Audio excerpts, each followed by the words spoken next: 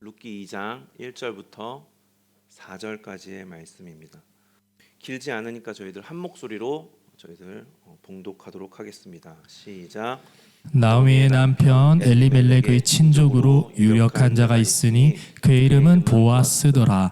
모압 여인 룻이 나오미에게 이르되 원하건대 내가 밭으로 가서 내가 누구에게 은혜를 입으면 그를 따라서 이삭을 줍겠나이다 하니 나오미가 그에게 이르되 내 딸아 갈지어다 하매 룻이 가서 베는 자를 따라 밭에서 이삭을 줍는데 우연히 엘리멜렉의 친족 보아스에게 속한 밭에 이르렀더라. 마침 보아스가 베들레헴에서부터 와서 베는 자들에게 이르되 여호와께서 너희와 함께 하시기를 원하노라 하니 그들이 대답하되 여호와께서 당신에게 복 주시기를 원하나이다 하니라. 아멘. 나오미와 룻이 베들레헴 고향으로 돌아왔습니다. 여호와의 돌보심의 은혜가 있을 거다라고 하는 그 기대감, 이것을 가지고 돌아오기는 했는데 아직은 알 수 없는, 거기에서 나는 소외되면 어쩌지? 라고 하는 어떠한 약간의 불안감이라도 조금은 있지 않았을까? 그런 감정이 그래도 돌보실 거야. 내가 돌아왔으니 돌보실 거야.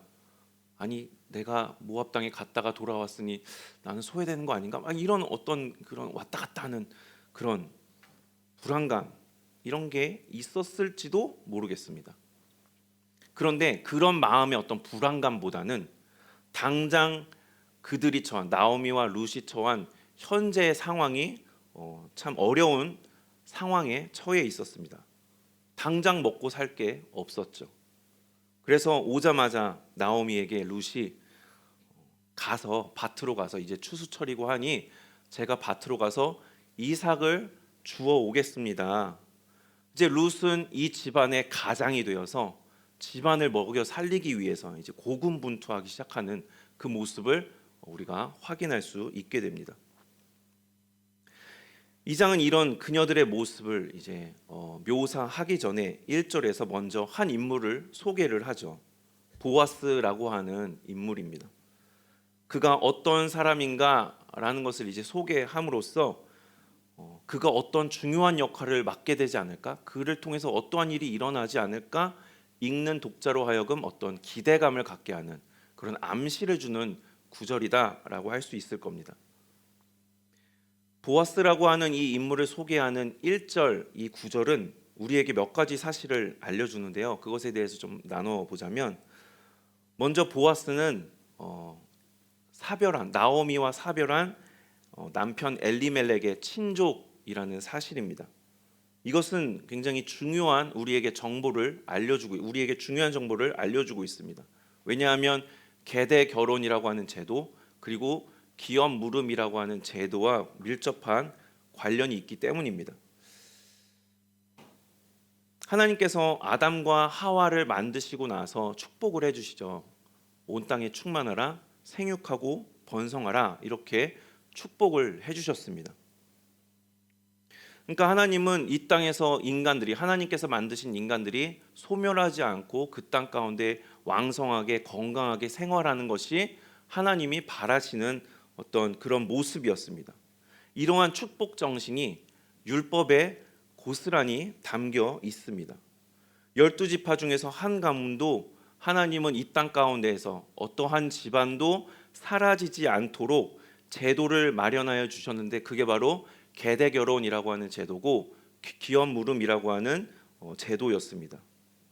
만약에 대를 이을 자식이 없이 남편이 이제 세상을 떠나게 되면은 남편이 후손을 낳지 못하고 죽었기 때문에 그 집안은 사라질 수밖에 없지 않습니까?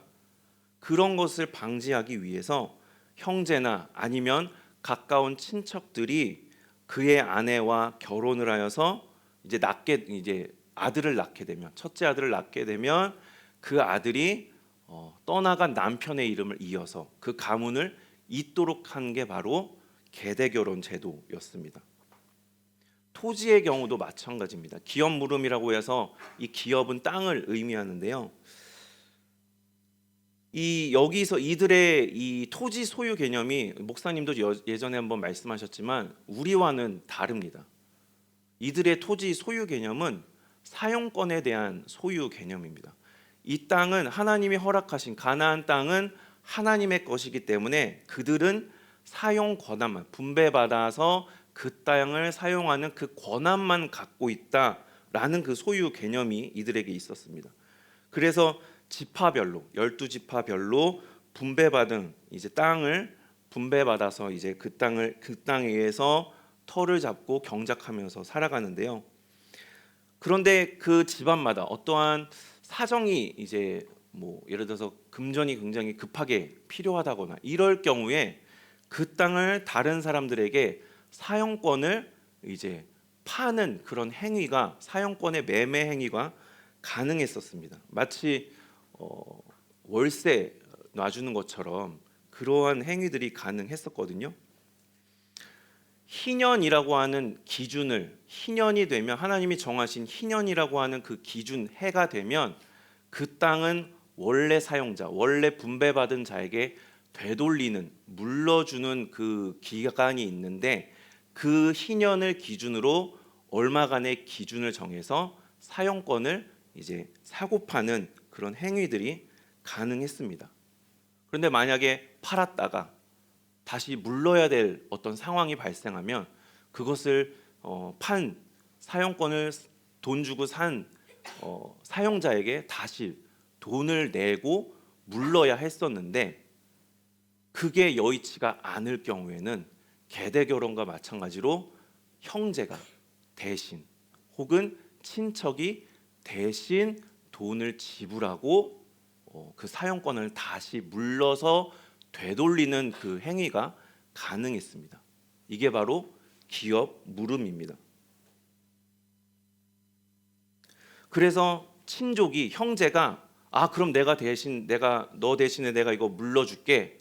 내가 다시 이거 살게 하는 의사를 밝히면 이제 성사될 수 있는 것이었기 때문에 보아스가 오늘 1절에서 이야기하는 보아스가 엘리멜렉의 친족이었다라고 하는 이 사실은 굉장히 중요한 정보를 우리에게 알려주고 있는 겁니다. 이걸 통해서 나오미의 어떤 일들이 일어나지 않을까라고 하는 그런 기대를 갖게 만드는 것이죠. 또 1절이 알려주는 또 하나의 사실은 이 보아스라고 하는 인물이 유력한 사람이었다라는 것입니다. 유력한 자, 글자 그대로 힘이 센 사람을 의미하는데 원어에서 이 쓰임을 보면은 신체적인 강함뿐만이 아니라 우리가 쉽게 이야기하는 그 재력이 있는 사람, 부유한 사람을 의미하기도 하고 또는 권세, 권력을 가지고 있는 사람을 의미하기도 하죠. 근데 원어에는 또 한 가지가 있습니다. 바로 도덕적 탁월함이 있는 사람을 유력한 자라는 의미에 담겨져 있다고 합니다. 오늘 본문 4절을 보시면 보아스가 일꾼들에게 자기 밭에서 일하고 있는 일꾼들에게 인사하는 그런 장면이 나오는데 이제 그 뒤에도 우리가 나누면서 알게 되겠지만 보아스는 사회적 지위 그리고 부유함 뿐만이 아니라 이 사람은 도덕적으로도 인격적으로도 성품이 굉장히 탁월한 사람이었다. 뛰어난 사람이었다. 그래서 다방면에서 이 사람은 유력한 사람이었구나라는 것을 우리가 알게 됩니다. 마지막으로는 보아스라고 하는 이름의 의미에 대해서 우리가 생각할 수 있는데요. 보아스라고 하는 이 이름이 쓰인 용례가 다른 데는 없고 오로지 열왕기상 7장에 보시면 솔로몬이 성전을 건축하는 그 이야기가 나오는데요. 주랑이라고 해서 외부에 노출되어 있는 벽이 없이 그냥 기둥만 이렇게 세워져서 외부에 노출된 어떤 복도 같은 공간 혹은 현관 앞에 그러한 식으로 한 외부에 노출되어 있는 테라스라고 해야 되나요? 거기를 이런 공간을 주랑이라고 하거든요. 그것을 떠받드는 기둥이 보아스와 야긴이다라고 성경에 보면 나오거든요. 열왕기상 7장에. 그러니까 보아스라고 하는 이름이 룻기와 열왕기상 7장에만 나오기 때문에 이게 어떠한 보아스가 어떠한 의미가 있는가 학자들마다 의견이 분분한데 추측하기로는 이제 알게 되겠지만 룻의 아내였던 말론의 그 의미가 병든 자라고 하는 그 의미였는데 그것과 대비해서 기둥을 의미했기 때문에 기둥처럼 강한 사람, 이것을 의도한 게 아니겠는가라는 게 학자들의 추측입니다. 이렇게 몇 가지의 이 정보들을 우리 1절에서 우리들에게 알려주고 있는데요. 1장까지의 나오미의 상태가 어떻습니까? 연약하고 무력한 상태, 텅 비어 있는 그러한 상태죠. 그런데 2장 시작하면서 보아스라는 사람이 있었는데 이런 사람이었습니다 하면서 이제 보아스가 본격적으로 등장하면서 이제 나오미의 삶 가운데 룻에게 어떠한 변화가 일어나겠구나. 1장에서 암시했던 것처럼 여호와의 돌보심이 그를 통해서 일어나게 되는 것 아닌가라고 하는 이 기대감을 우리에게 심어주는 부분이 바로 1장이라고 할 수 있을 겁니다. 저는 이 2장 1절을 보면서 희망사항이라고 할까요? 한 가지 소망, 이랬으면 좋겠다라고 하는 소망이 생겼는데 오늘은 그것에 대해서 두 가지를 한번 나눠 보고자 합니다. 첫 번째로는요, 유력한 자의 삶을 살 수 있게 되기를 소망하는 마음이 생겼습니다. 우리는 세상을 혼자서 살아갈 수 없다는 것을 너무나 잘 알고 있죠. 혼자서 살아갈 수 없는 세상이기 때문에 우리는 함께 살아가야 한다라고 그렇게 말들을 합니다. 근데 이제 요즘 같은 때 예전에 비해서 더더욱 개인화 되어 가지고 함께 산다는 것에 대한 의미를 한번 되짚어 봐야 되지 않겠나 싶을 정도로 점점 개인화가 되는 것 같기는 한데, 어쨌든 함께 살아가는 이 세상 가운데서 그러면은 함께 산다는 것에 대한, 함께 산다는 이 표현, 이것의 의미는 무엇일까? 함께 산다는 게 과연 무엇을 의미하는가? 여러 의미가 있겠죠. 여러 의미가 있을 텐데 저는 그 중에서 함께 산다는 것이 누군가에게 도움을 주고, 내가 누군가에게 도움이 필요한 사람에게 도움을 주고, 또 나 또한 누군가로부터 도움을 받으며 서로 그 도움을 주고받으며 살아가는 것, 글자 그대로 함께 살아간다는 게 그런 의미가 아니겠는가. 그렇다면 우리는 누군가의 도움 없이는 함께 살아가야 되기 때문에 누군가의 도움 없이는 절대로 살아갈 수 없겠죠. 누군가에게 있어서 나에게 누군가는 돕는 사람이어야 되고, 나 또한 누군가에게 돕는 사람이 되어야만 우리는 이 세상 가운데에서 살아갈 수 있을 것입니다.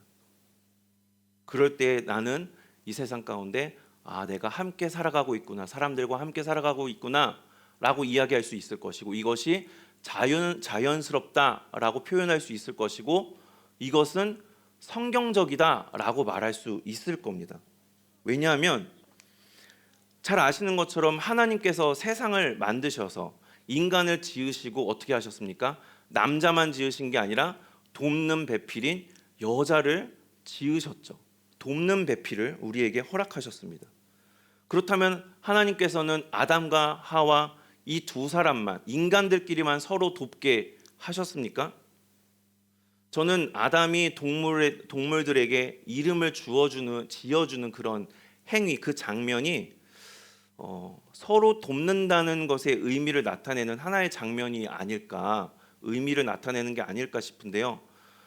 세상 만물로부터 우리가 도움을 받듯이 우리 인간도 세상 만물에게 어떠한 도움을 주는, 하나님께서 세상을 창조하실 때 그렇게 우리는 인간들끼리 혹은 이 자연 만물과 함께 유기적으로 살아갈 수 있게 하신 게 아니겠는가라는 생각이 들었습니다.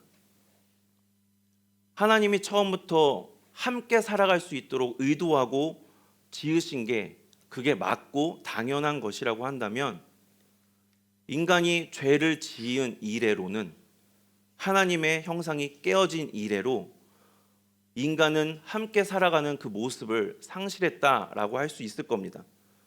서로 간에 돕는 모습이 깨어져서 우리는 이제 어느 한쪽으로부터 도움을 강요하죠.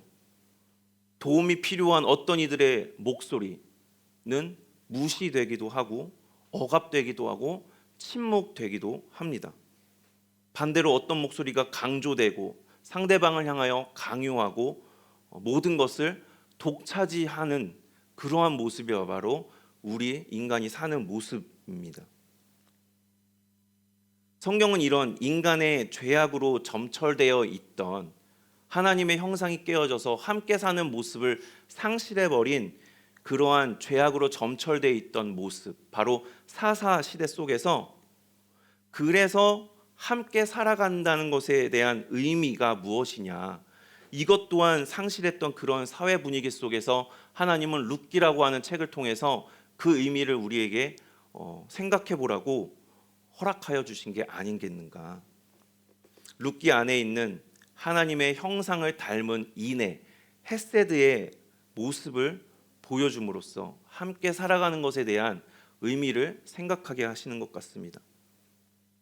그리고 오늘 본문은 유력한 자 보아스를 보여주고 있습니다. 그래서 보아스는 하나님의 형상을 닮아서 그가 가지고 있던 유력함을 이 세상 가운데서 어떻게 사용하는지 우리에게 알려주고 있다. 그래서 그의 유력함은 세상에서 흔히 생각하는 유력함과는 다른 모습의 유력함이다.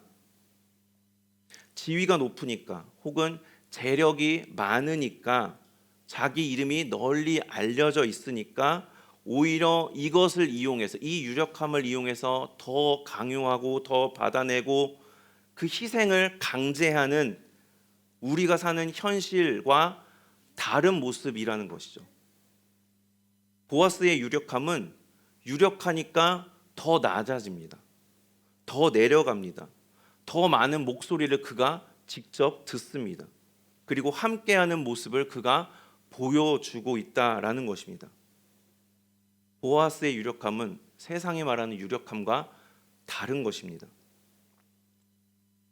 1장에 나오는 룻, 나오미, 오르바, 이들은 서로 돕는 자였습니다. 서로 간에 인애를 베푸는 자였죠. 그런데 어떻게 보면 이 세 명은 서로 비슷한 처지 가운데 서로 간에 돕는 모습이었지 않은가 싶습니다. 그렇다면 보아스는 어떤 인물입니까? 전혀 다른 상황이죠. 남들과는 전혀 다른 상황을 가지고 있습니다. 남들보다 더 유력함을 많이 가진 자로서 서로 돕는 자의 모습을 보여주고 있다라는 것입니다. 지난 주일 오후에 저희가 이제 청소년들을 대상으로 하는 이 비전학교 첫 시간을 진행을 했는데요. 거기서 이제 목사님이 설교하실 때 달란트의 비유 설교를 하셨거든요. 그 내용 중에, 설교 내용 중에 이러한 예화를 말씀을 하시더라고요. 몇 년 전에 미얀마 선교를 가셨었는데, 이제 그곳 현지인들이 목사님이 이제 목사님의 국적이 한국인이니까, 한국인이라고 하는 사실을 알고 나니까 한마디라도 더 한국말로 더 이렇게 한마디라도 더 이 말을 걸어보고 싶어서 막 자꾸 찾아와서 뭐 안녕하세요 뭐 이런 식으로 말을 막 걸더랍니다. 그리고 한국인이라고 하는 이 사실을 굉장히 이 미얀마 사람들이 부러워했다라는 그런 내용이었습니다. 그러면서 목사님이 말씀하시길, 한국인으로 태어난 것 자체가 우리에게는 달란트다. 꼭 재능만 달란트가 아니라 이러한 상황을 우리가 가질 수 있는 것 자체가 달란트다라는 내용이었습니다. 재능이라 부르는 달란트 외에 나에게 허락된 상황, 나에게 주어진 기회, 이 모든 게 우리에게 달란트가 될 수 있겠죠. 이것은 달란트이자 내가 가지고 있는 유력함이 될 것입니다.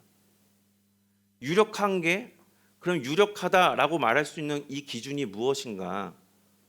이것은 상대적인 것이기 때문에 누구에 비해서 내가 유력함을 갖고 있다. 내가 이 부분에 대해서는 내가 너보다 유력하다라고 말하기가 절대적인 기준이 없기 때문에 어떤 사람 앞에서는 이것을 내가 유력하다 말하기가 부끄러울 수도 있을 겁니다. 내놓기 민망할 수도 있겠죠. 하지만 반대로 어떤 누구에게는 내가 유력하다 말할 수 있는 그런 위치에 설 수 있을 것입니다. 누가 봐도 야, 저 사람은 진짜 누구보다도 유력한 사람이야 라고 말할 수 있는 경우는 매우 희박하겠죠. 그런 사람은 정말 손에 꼽을 정도가 될 겁니다. 그렇다고 한다면 우리 모두는 상대적인 기준 속에서 어디서는 유력하지 않을 수도 있지만 나는 누군가에게는, 어떤 누군가에게는 분명히 유력한 자가 될 수 있지 않겠는가. 그게 내가 갖고 있는 게 5달란트이든 0.1달란트이든 간에 말이죠. 그러면은 누군가에게 유력할 수 있는 자로서의 이 나의 모습, 우리의 모습, 그러한 나의 모습이 보아스가 보여주는 유력한 자의 모습이 되어야 하지 않겠는가.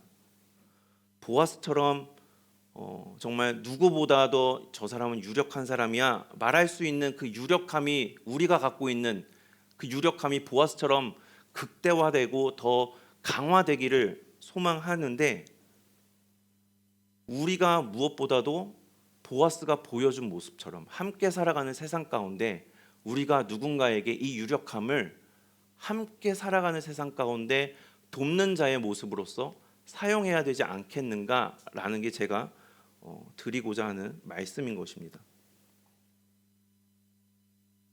보아스의 이 유력함은 굉장히 하나님 보시기에 성령적인 모습이었습니다. 그가 얼마나 유력한 자의 모습, 하나님께서 기뻐하실 만한 유력한 자의 모습으로 살았으면 그의 계보를 통해서 다윗이 나고 예수님이 나실 수 있었겠습니까?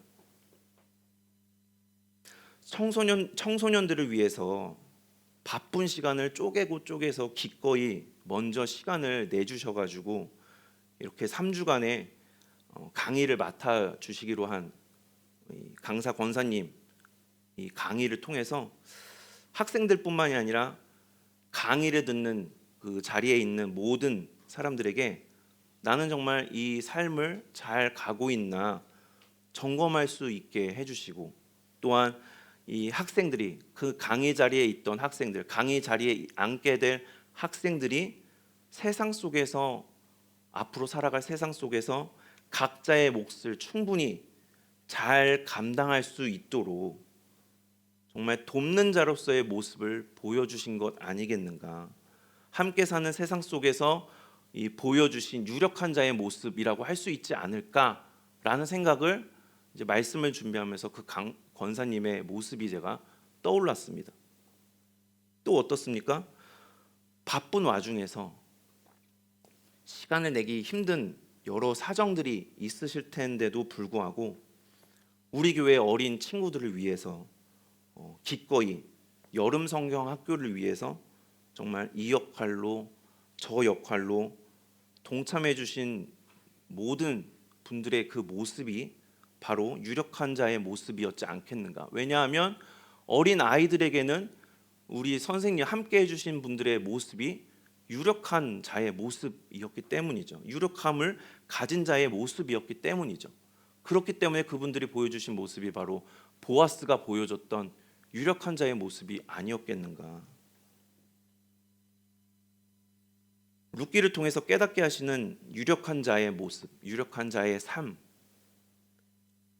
우리가 이 모습을 본받아서 하나님이 만드신 세상, 함께 살아가라고, 유기적으로 함께 살아가라고, 돕는 자로서 살아가라고 만드신 이 세상 가운데 내가 가지고 있는 이 유력함, 나에게 있는 이 유력함을 통해서 누군가를 돕는 자로서 살아갈 수 있게 되기를 소망합니다. 보아스와 같은 모습이 바로 우리의 모습이 될 수 있으면 좋겠습니다. 그런 유력함을 소유한 우리 모두가 되기를 소망합니다. 둘째로는요, 이 유력함 위에 하나님의 섭리가 있기를 소망합니다. 보아스가 나오미에게 베푼 이 유력한 자의 모습, 그가 이제 뒷부분에 뒤에 나오는 내용, 유력한 자로서의 모습이 빛이 나고 가치가 있을 수 있었던 것은 하나님의 섭리하심이 보아스와 함께 하셨기 때문입니다. 만약에 보아스가 엘리멜렉의 친족이 아니었다면 어땠을까요? 그럼 나오미는 그러한 어떤 기업 물음, 계대 결혼을 통한 문제 해결이 뭐 다른 사람을 통해서 될 수도 있었겠지만 어려웠겠죠. 즉 엘리멜렉과 보아스가 친족이 되게 하신 것, 그리고 계대 결혼과 기업 물음이라고 하는 이 제도 위에 그를 친족이 되게 하시고 모든 상황 위에 함께 하신, 모든 상황마다 함께 하신 하나님의 은혜가 보아스가 가지고 베풀어준 이 유력함을 유용되게 하셨고 가치가 있게 하셨고 빛이 나게 만드셨다는 것입니다. 비전학교 강의를 맡으신 권사님께서 청소년 학생들을 위해서 베풀어 주고자 하는 그 마음이 있었다 하더라도 그 위에 상황을 허락하지 않으셨다면, 또한 많은 분들께서 여름 성경학교를 통해서 우리 아이들에게 뭔가 내가 좀 해주고 싶은데, 내가 그 아이들에게 뭔가라도 더 베풀어 주고 싶은데 하고 하는 마음이 있었다 하더라도 하나님께서 건강을 그때에 맞춰서 건강을 허락하시지 않고 상황을 허락하여 주시지 않았다고 한다면, 그렇다면 우리가 갖고 있는 그 어떠한 유력함은 그 부분에 있어서는 그 가치가 드러나지 않았을지 모릅니다. 그렇게 본다면 하나님이 섭리로 이끌어 주셔야만, 모든 것 위에 은혜를 허락하여 주셔야만 유력한 자로서 우리는 돕는 자의 역할을 충분히 해낼 수 있게 된다라는 것입니다. 이것을 다시 깨닫게 하시는 것 같습니다. 우리의 삶이 가치 있는 자의 삶이 될 수 있도록 모든 것 위에 하나님께서 계획하여 주시고 준비하여 주시고 또한 이끌어가 주시는 그러한 섭리하심의 은혜가 우리에게, 우리의 유력함 위에 충만하게 함께하여 주시기를 소망합니다. 말씀을 정리하겠습니다. 보아스는 나오미의 남편 엘리멜렉의 친족이며 유력한 자였습니다. 그는 기둥처럼 강한 사람이었습니다. 그런데 그 강함은 세상이 이야기하는 그 강함과 달랐습니다. 그의 유력함은 하나님께서 만드신 세상, 함께 살아가라고, 함께 유기적인 관계가 되어 돕는 자로서 살아가라고 만드신 그 세상 가운데에서 그 역할을 충분히 해내는 유력함이었습니다. 그렇기에 그의 유력함은 가치가 있는 것이었고 빛날 수가 있었습니다. 그리고 그리할 수 있도록 하나님께서 섭리 가운데 그와 함께하여 주셨습니다. 우리의 삶 역시도 보아스처럼 유력한 자의 삶이 될 수 있기를 소망합니다. 하나님께서 모든 것 위에 섭리하여 주시기를 소망합니다.